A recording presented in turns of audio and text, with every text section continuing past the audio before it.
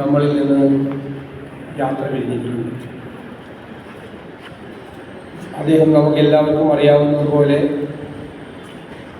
ഈ സഭയുടെ വിശ്വാസ പ്രമാണങ്ങളെ മുറുകെ പിടിച്ചുകൊണ്ട് ക്രിസ്തുവിൻ്റെ മാർഗത്തിലേക്ക് പതിനായിരക്കണക്കിന് വിശ്വാസികളെ ആകർഷിക്കുകയും ആ വഴിയിലൂടെ യാത്ര തുടരാൻ അവരെ പ്രേരിപ്പിക്കുകയും ചെയ്ത ഒരു പാസ്റ്റർ. തൻ്റെ ജീവിതം മുഴുവൻ ക്രിസ്തുവിൻ്റെ മാർഗത്തിലൂടെ, ക്രിസ്തുവിൻ്റെ വഴികളിലൂടെ എല്ലാവരെയും കൊണ്ടുവരാനും ലോകത്തെ അങ്ങനെ നോക്കിക്കാണാനും ശ്രമിച്ചതാണ്.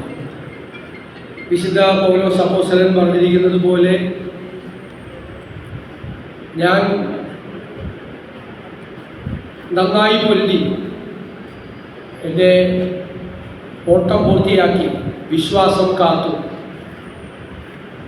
നീതിയുടെ കിരീടം എനിക്കായി വെച്ചിരിക്കുന്നു എന്ന വചനം സ്വന്തം ജീവിതത്തിൽ അർത്ഥപൂർണമാക്കിയിട്ടാണ് പാസ്റ്റർ വിടവാങ്ങുന്നത്. എല്ലാ ദൗത്യവും അദ്ദേഹം പൂർത്തിയാക്കിയിട്ടാണ് മടങ്ങുന്നത്.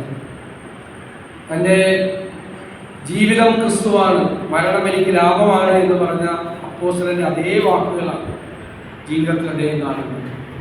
അതുകൊണ്ട് തന്നെ നമുക്ക് ഏറ്റവും വേണ്ടപ്പെട്ടവരും ഏറ്റവും പ്രിയപ്പെട്ടവരും വേർപിരിയുമ്പോൾ നാം എടുക്കുന്ന തീരുമാനം അവർ നടന്ന വഴികളിലൂടെ നമ്മൾ പോവുക എന്നതാണ്.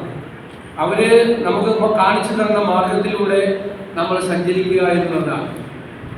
ഈ സഭയുടെ മുന്നോട്ടുള്ള പ്രയാണത്തിൽ അദ്ദേഹത്തിൻ്റെ ജീവിതകാലത്ത് ചെയ്ത എല്ലാ കാര്യങ്ങളും ഒരു പ്രകാശ ഗോപുരം പോലെ അന്ധകാരം നിറഞ്ഞ വഴികളിൽ പ്രകാശമായി, വെളിച്ചമായി അദ്ദേഹം ഉണ്ടാകും.